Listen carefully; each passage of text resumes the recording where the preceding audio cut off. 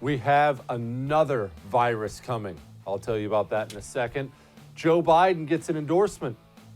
But was it campaign suicide? Finally, a gaming granny. All that's coming up right now on I'm Right.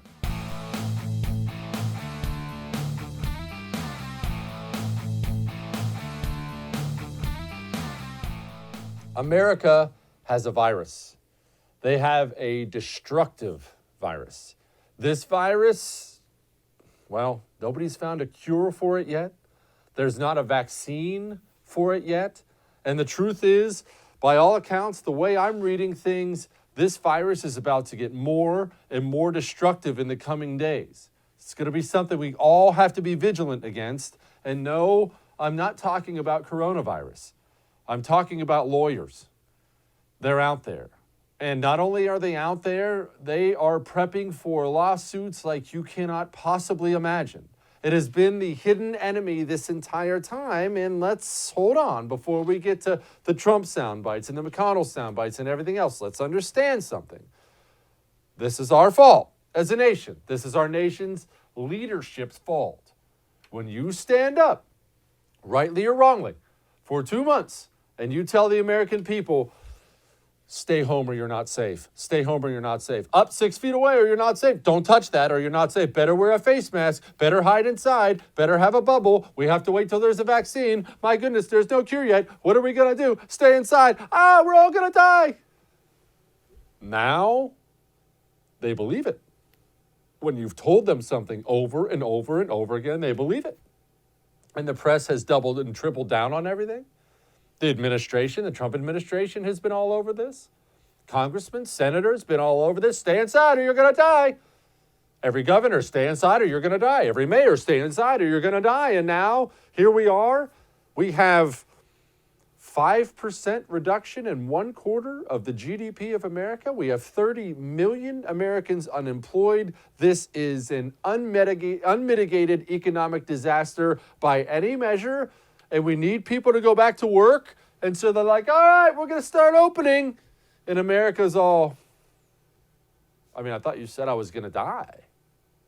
What do you mean we're going to start opening? I have to go back to work? You're going to get a lot of that. Now, you're going to get a lot of Americans, especially those who are out of work, saying, okay, finally, yes, I'm starving. And they're going to risk it. Like during the Spanish flu. When we didn't have these nationwide idiotic lockdowns, there were some in cities, but nothing nationwide. They would open up certain factories. In some cases, only half the workers showed up. The other half stayed home. Good. That's called freedom. But what do you do when a lot of them stay home? What do you do when a lot of them decide, all right, I'll come to work, but if someone gets sick, if I get sick, I'm suing you?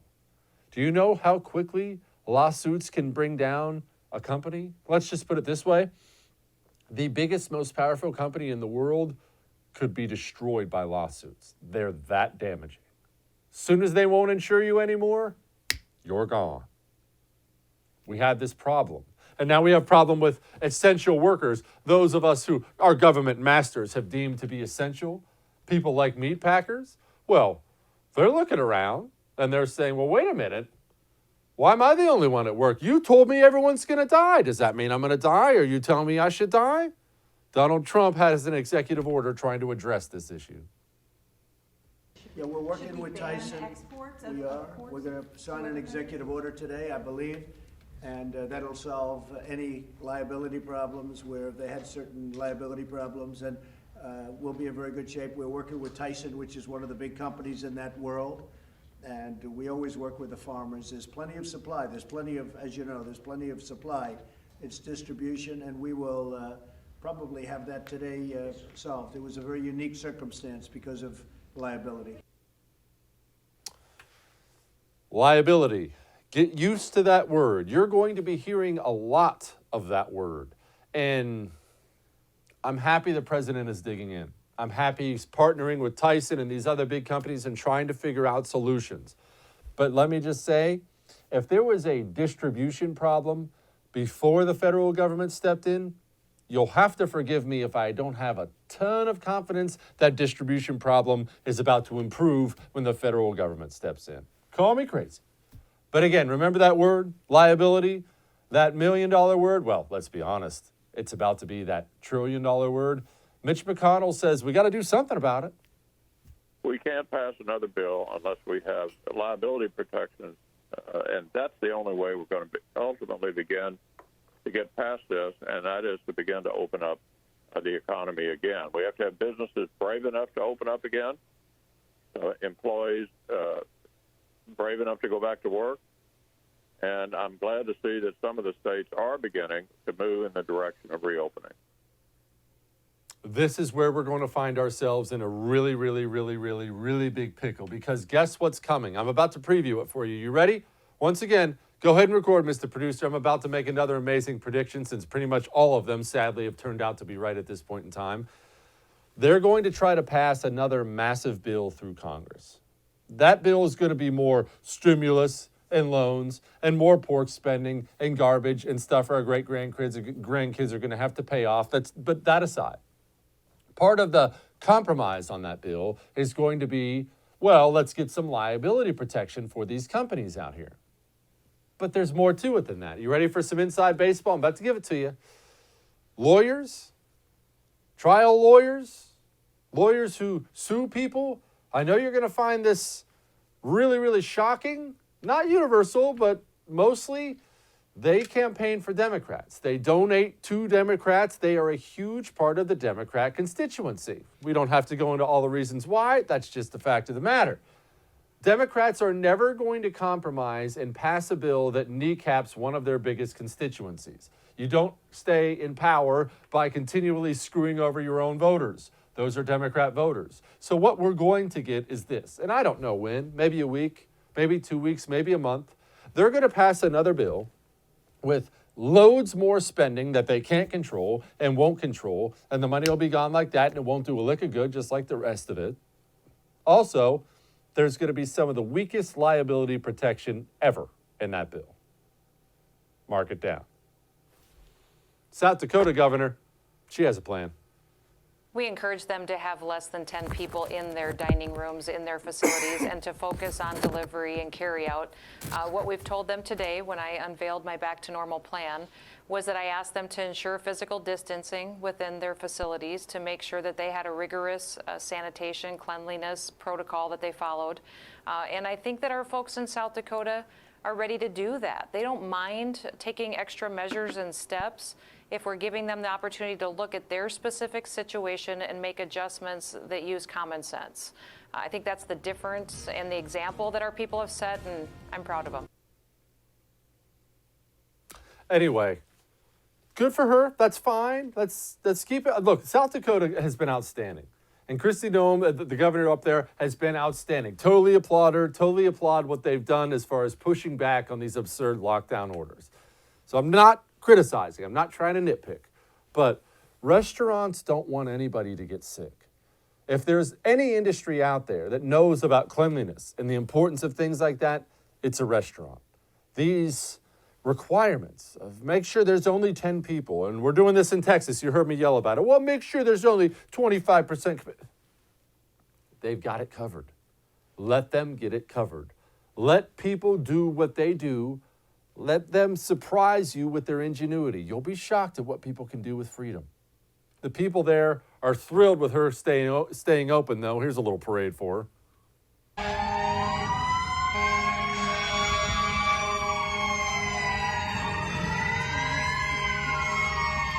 It's a parade for you. Wave to them.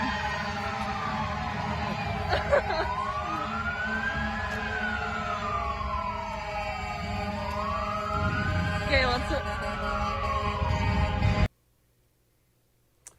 You hear that, politicians? Nationwide? You know why they're clapping? They're not clapping because she told them to hide under their beds for coronavirus.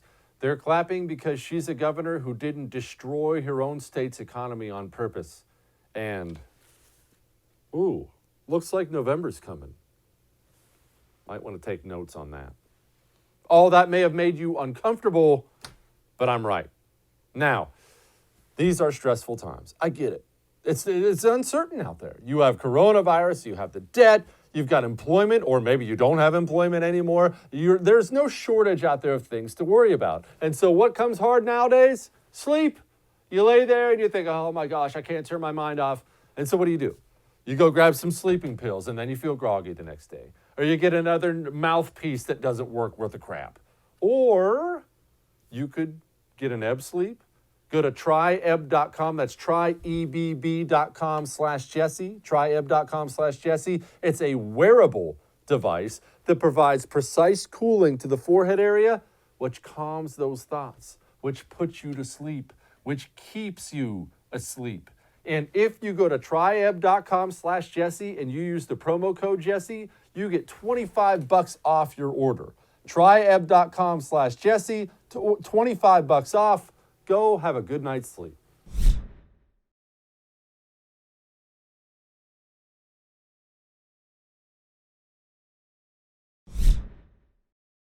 Well, as you know, we haven't dug into all the Biden assault accusations, and I think I need to clarify why. You've never really seen me dig into those accusations against anybody, and I hate to burst your bubble, you never will. There are a couple reasons for this. One, it can be really ugly to talk about such things when you don't know what's true and what's not true.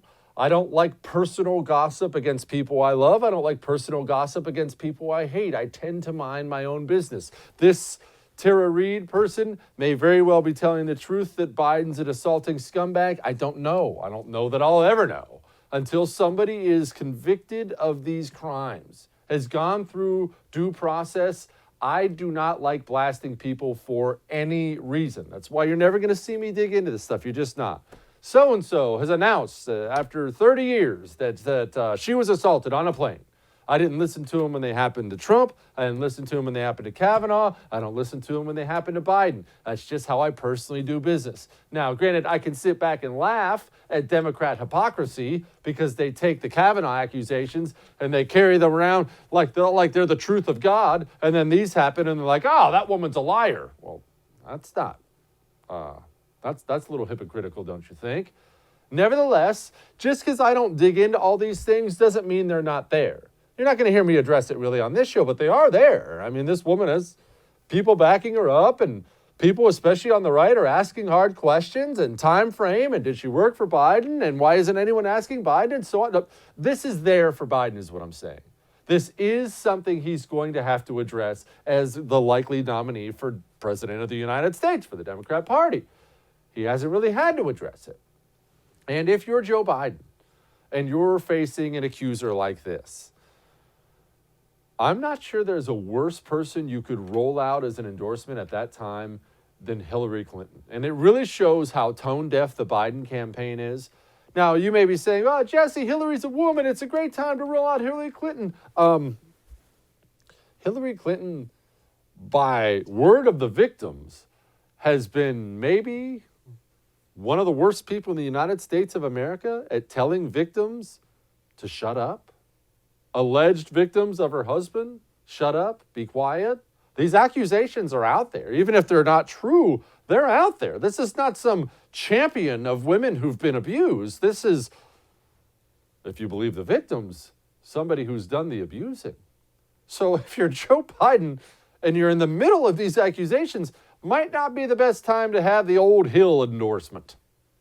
I am thrilled to be part of your campaign, to not only endorse you, but to help highlight a lot of the issues that are at stake in this presidential election. So I want to add my voice to the many who have endorsed you to be our president. Just think of what a difference it would make right now if we had a president who not only listened to the science, put facts over fiction, but brought us together, showed the kind of compassion and caring that we need from our president, and which Joe Biden has been exemplifying throughout his entire life. Yeah, Joe, that's a big score for you, buddy. Who wants the Hillary Clinton endorsement anyway? Even if she didn't have this ugly, history when it comes to women. The lady has the personality of a sea urchin. She's maybe the worst political candidate ever. You remember when Barack Obama became president? Let's rewind just a little bit from that. During that primary, you forget, Hillary was the chosen one then. She was the likely nominee. It was going to be Hillary. It's Hillary this, Hillary that, and Obama comes in from nowhere. The guy was some idiot senator from Illinois that had a resume about paper thin, and he runs to be president. Why? Because he got to face that woman. And then last time, she just basically has the entire primary paved for her, and then she faces off against Trump and doesn't even campaign in one of the most important swing states. Hillary Clinton is not a good politician. Is she good at, being first lady? I guess maybe. Is she good at acquiring power, abusing power? Oh, definitely. But Hillary Clinton is not a capable person when it comes to getting elected. But be that as it may, Joe sure looked excited about it. By women in our country has been classified as essential. So this is an issue that affects all of us, young and old. Was he sleeping? He looked like he was sleeping, right? Gosh, this is too great. This year is proving to be fantastic. I mean, if you don't count the fact that we're ripping each other to shreds, we have a deadly pandemic, and we have 30 million people unemployed. Purely entertainment-wise, if you have to step back and watch this whole disaster, it's not short of material, is it? Finally, speaking of comedy, Justin Amash is some congressman from Michigan. Nobody really knows who he is. He's kind of a libertarian-ish Republican, which is fine. You'd probably consider me that mostly. He has since gotten the worst case of Trump derangement syndrome I've ever seen in my life. He, of course, had to do the big thing, I'm leaving the Republican Party. Oh, gosh. And the media took an entire day patting him on the back. Oh, that's very brave. But look at Justin Amash. Wow, it's a miracle. The least popular guy in Congress, as far as Republicans go, is leaving the Republican Party. Yes, good work. And surprise, surprise, he has an announcement. Quote, today, I launched an exploratory committee to seek the LP Nationals, that's Libertarian Party Nationals, nomination for President of the United States. Americans are ready for practical approaches based in humility and trust of the people. If you want to do the libertarian thing, that's fine. Like I said, I swing that way mostly. Here's the problem. If you're going to be Mr. Libertarian, maybe you shouldn't have been the guy who voted to impeach Trump. Because if you remember, impeaching Trump was all based on information that was obtained from a FISA warrant that was obtained illegally by the FBI. You see, libertarians believe in a lot of things. You may agree with some, you may not agree with others. That's fine. But one thing that's kind of universal when it comes to libertarians is the federal law enforcement arm illegally obtaining a warrant to spy on an American citizen. It's like the most anti-libertarian thing ever. But hey, do your thing, Justin. Do your thing. Go get them donors, boy. Now, Omega XL. You see, I don't know if you've heard, but there's a coronavirus out there, and it is deadly. It is something we have to take serious. And if, in case that's not enough bad news, there's more. It's not the only virus out there. And even once it's gone, there'll be another one coming. And there's always something new. And if you allow yourself to sit down and read the notes on everything that's out there, it's enough to paralyze you with fear, right? But you have to live your life. You have to get out of that house and go live your life. So what do? Well, you don't just have to throw caution to the wind. You can improve your own immune system with an all-natural anti-inflammatory supplement called Omega XL. Omega XL will strengthen your immune system without harmful drugs into your body, without sitting around praying for a new vaccine. Go to omegaxl.com/Jesse, and when you do that, you get a second bottle free with your first order. omegaxl.com/Jesse.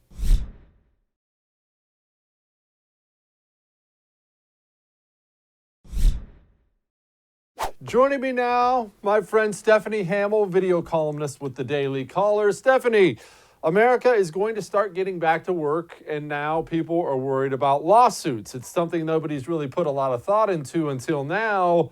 I'm worried about it too. You already have a theater in Dallas saying, oh, thanks for their permission to open, but no thanks.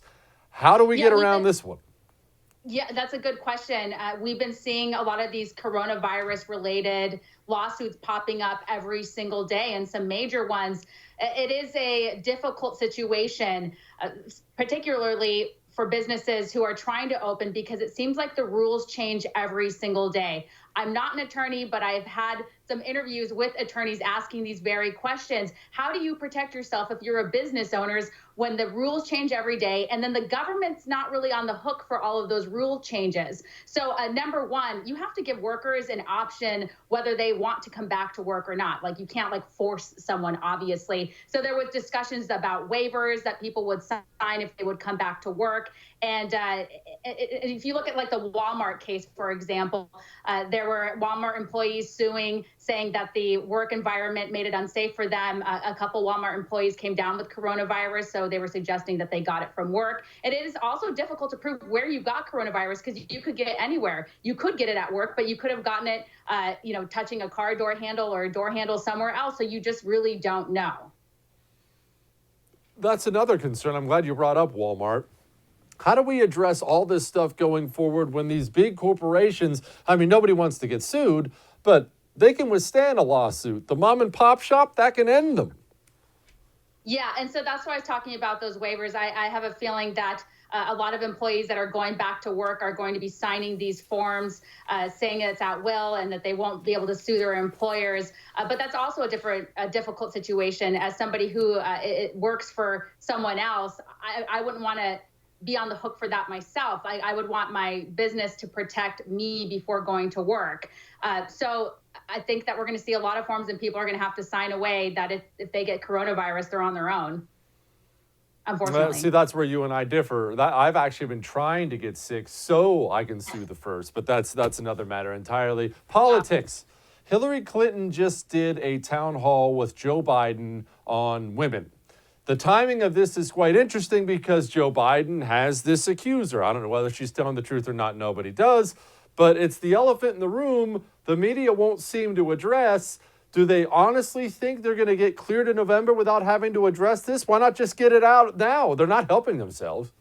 Yeah, I guess if they don't talk about it, it's not really happening or doesn't exist or never happened, right? That's kind of the mentality there. Yeah, it's incredible. There's a woman by the name of Tara Reid who's accused Joe Biden, the presumptive Democratic nominee, of sexual assault back in the 90s when she used to work for him. Seems like it's credible, but I also believe in due process, and Biden has denied it. But there are a lot of witnesses that are coming out in support of this victim, alleged victim, Tara Reid. And it's interesting that the news media, they don't believe women all of a sudden. But I remember back when Justice Brett Kavanaugh was being destroyed by the media and by Democratic politicians who at one point said that they believe all women no matter what. And actually, Joe Biden said the same exact thing. He said he believed women no matter what, unless, of course, women are accusing him of sexual assault. That's how it works. Look, when the Kavanaugh hearings were happening and he was being accused of sexual assault, I knew that the Me Too movement was a fraud, because at that same time, there were Democrats who were also accused of sexual assault, like Keith Ellison, who was the co-chair of the Democratic National Committee, and no one cared about the claims made against him.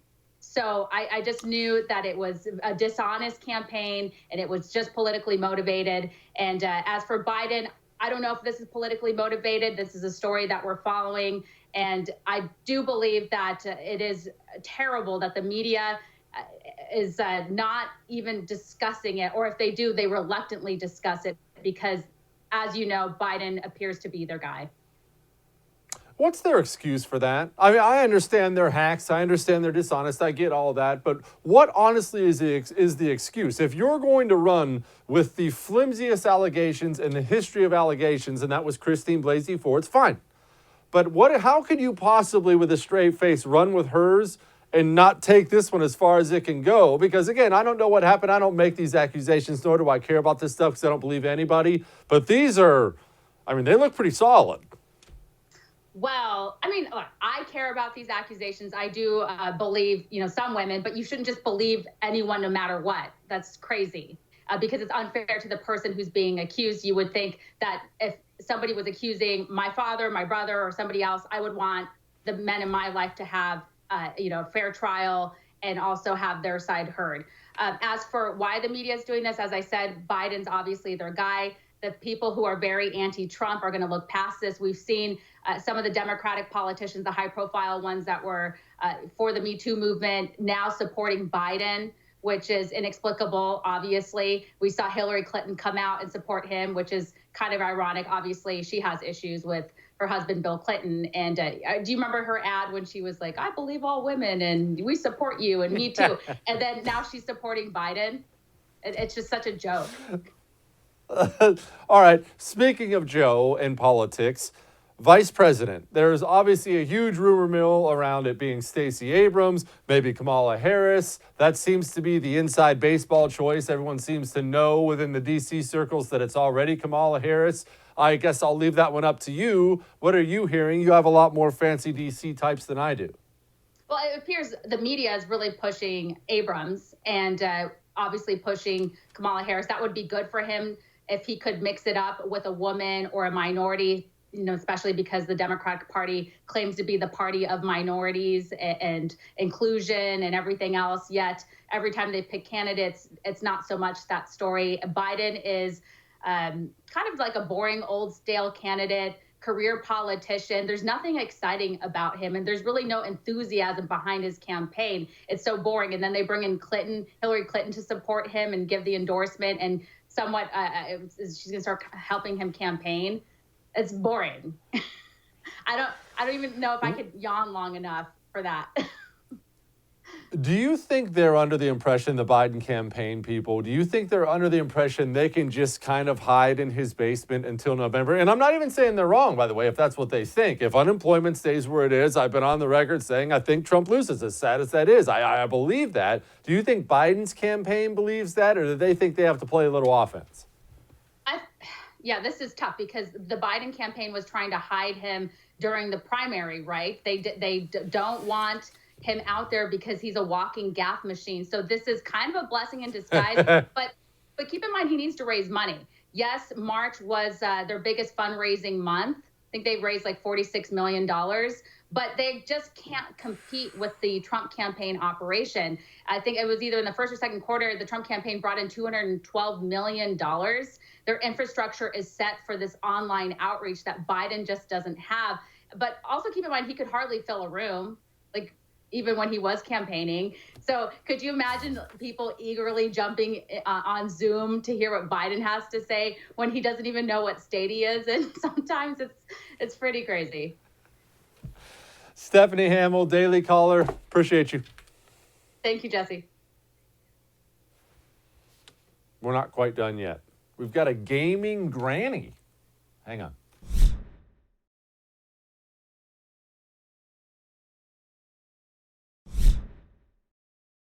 Well, Mayor Bill de Blasio, that ray of sunshine in New York City, he's got a new problem on his hands. Here's what happened. Somebody died. Somebody in the Jewish community up there died in Brooklyn. Williamsburg, Brooklyn to be specific. And they had a large funeral take place for this person. Here's the issue. You see that and you're looking and you think, wow, those are a bunch of crowds. What are they doing?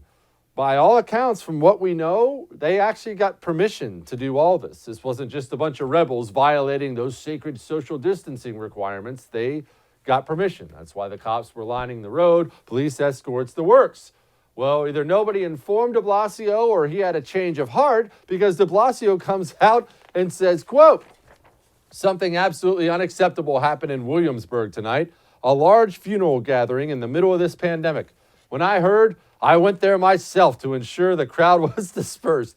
And what I saw will not be tolerated so long as we are fighting the coronavirus. I love the fact, maybe my favorite part of all this was when I saw what was happening, I went there myself. Yes, Bill, I'm sure the thought of Bill de Blasio showing up really scattered the masses. Oh, my word, Bill's here. Is that Godzilla? Gosh. He has a statement out on this today. I have a long, deep relationship with the Orthodox Jewish community. A lot of personal relationships. A lot of people I know and respect. I have a lot of love for the community. The notion that people would gather in large numbers, and even if they didn't mean to, would spread a disease that will kill other members of the community is just unacceptable to me. So we have to do something different. And we have to break out of whatever we thought was normal in the past, because these are not normal times. So we're not going to be allowing these kind of gatherings in any community. This was by far the largest gathering in any community of New York City of any kind that I had heard of or seen directly or on video since the beginning of this crisis, and it's just not allowable. If that sounded like kind of an apologetic, explain away thing, and you're like, well, where did that come from? I don't understand. Bill de Blasio got online last night, maybe after a scotch or two, who knows, and he dropped this little gem after he saw the funeral. This is real. I'm about to read this, and it's verbatim. On my life, I'm not making this up. You can go look it up yourself. Here's Mayor Bill de Blasio. Quote, "My message to the Jewish community and to all communities is this simple. The time for warnings has passed. I have instructed the NYPD to proceed immediately to summons or even arrest those who gather in large groups. This is about stopping this disease and saving lives. Period." Well, when you start out as the mayor of the biggest city in the United States of America with something that essentially says, "Dear Jews, disperse or we're sending the cops," that's, boy, that went over like a lead balloon. De Blasio, he is the gift that keeps on giving. Stay safe out there, people. All right, we got Jim Hanson and more. Hang on.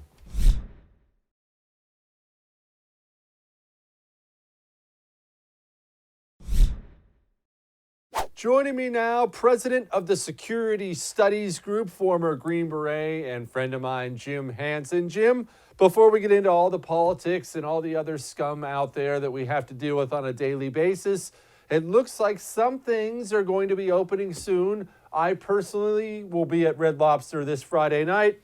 Where's the first restaurant you're going to once you get opened up again? Pork Barrel Barbecue, brother. How about that? Oh. How DC could it Washington, get? D.C. barbecue. Why are you even bothering with Washington, D.C. barbecue? Why don't you just eat a shoe? Because it's in Virginia. They just stole the name. They pork barreled the name out of D.C. into Northern Virginia, and dude, they do some epic burnt ends. So yeah, I will be deep in the brisket. All right, fair enough. Now, we have a situation with law enforcement in the country, and I wanted you on specifically today to talk about this. Law enforcement is, look, they have to wade through the crap every single day. Every single day they wake up and they have to deal with all the people none of us want to even pretend exists. Murderers, rapists, thieves, drug dealers, everything underneath the sun. So that's why I've always been so pro-cop. And that's why it ticks me off. We are forcing these guys, or in some cases, look, they're doing it on their own and doing it too far, to enforce crappy laws, crappy rules, and we are hurting the American public's relationship with law enforcement. How do we solve this problem? Because I'm telling you, man, it's going to be a problem.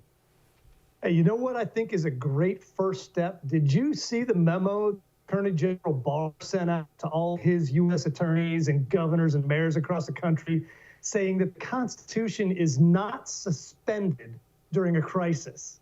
And he said, you can knock that crazy stuff you're talking about off, or I might just have to stick a federal boot in your butt and take you to court. So that's a start. You know, I think the idea that just because, oh my God, everybody decided to have Corona freakout, then anything goes and emergency powers or whatever you think they are. Well, no, they're not. You cannot supersede the Constitution in any way just because the flu hit town. Never Trump. Before we get to Justin Amash in general, I need you to describe what exactly Never Trump is for people who only exist in the social media world. What are they? Where did they come from? They are people who were nominally Republicans. You know, they were kind of our weakest, most pathetic, spineless fringe closest to the left, who never really wanted, you know, too much Republicaning or too much conservatism or too much religion or too much of the scary stuff that us people on the actual right do. And when Trump came to town, they lost their minds because they are the dignified, they are the elite, the upper crust, the academics. And they didn't like the fact that, let's be fair, Trump's a vulgarian. Okay, that's a cruel way to say it, but he is. He doesn't care what they think. He doesn't care what people think about him. He says what he wants. He does what he wants. He kicks who he wants in the teeth, and he takes no crap. And this is the spineless, bend over, and take it like a man crowd that turned into Never Trump.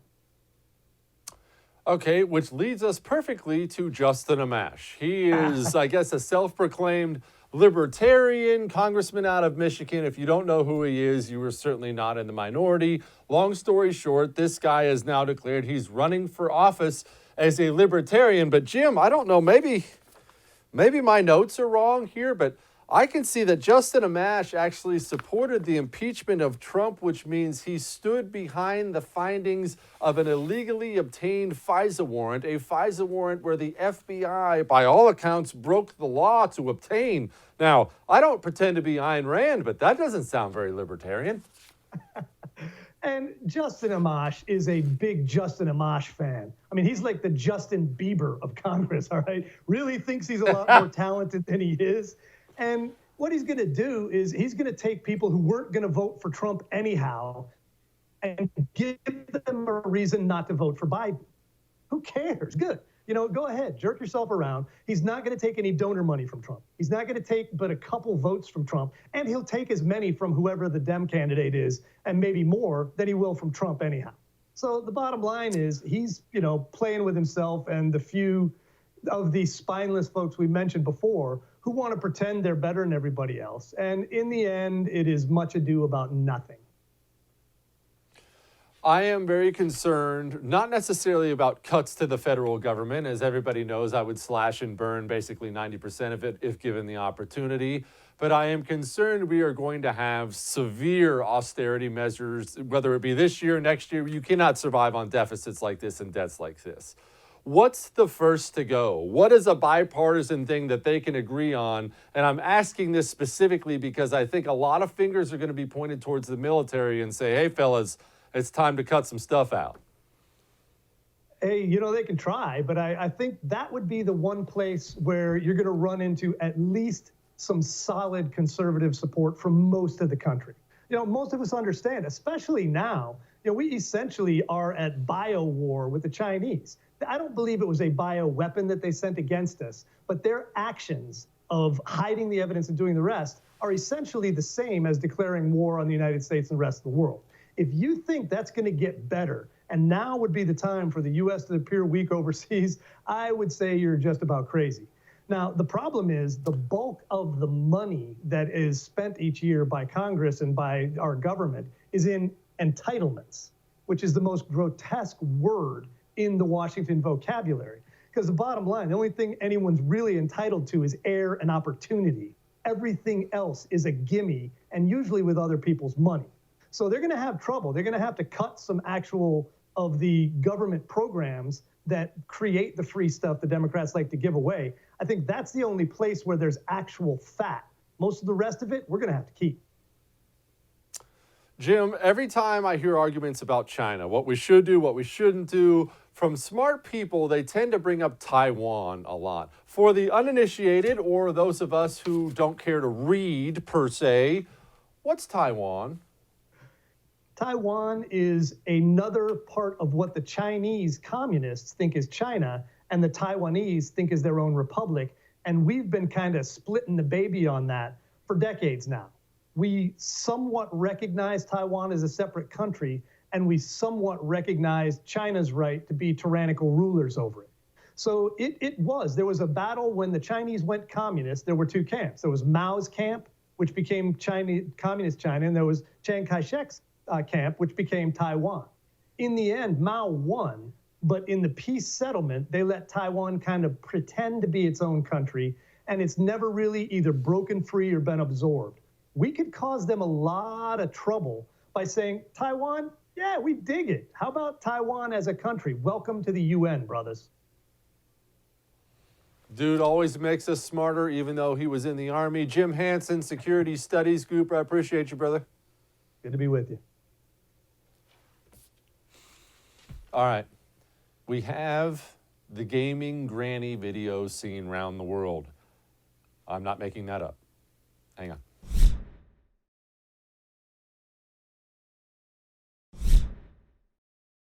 I love a good story about people staying young because it's so easy to fall into that rut. I do it myself at the ripe old age of 38, where you're like, you know what? I'm done with this new stuff. The internet, that's never going to catch on. But the truth is, you should always try to stay young, stay relatable in some way or form, some form or fashion, whatever. I make up my own sayings on the show. Stay relatable to young people, even as you get older, not just so it keeps you in the know. It helps keep you young. You talk to these older people who do this, they enjoy it because it reminds them of how they used to be. It's awesome. So when I find out about this grandma, 84 years old, named Shirley Curry, she has 821,000 YouTube subscribers. And you know what she does? She plays video games. My son gave me a computer and a game and started me in both, and I became addicted. I had a few subscribers and they asked me to record my gameplay because they knew I liked to play games. So one day I decided to do it. It took off from there. I'm stuck. No.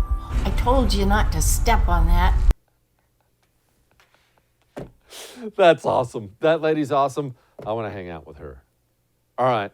We're going to do this again tomorrow. Don't worry. Don't forget we have a special coming this week that you are not going to miss on Friday. I'll see you then.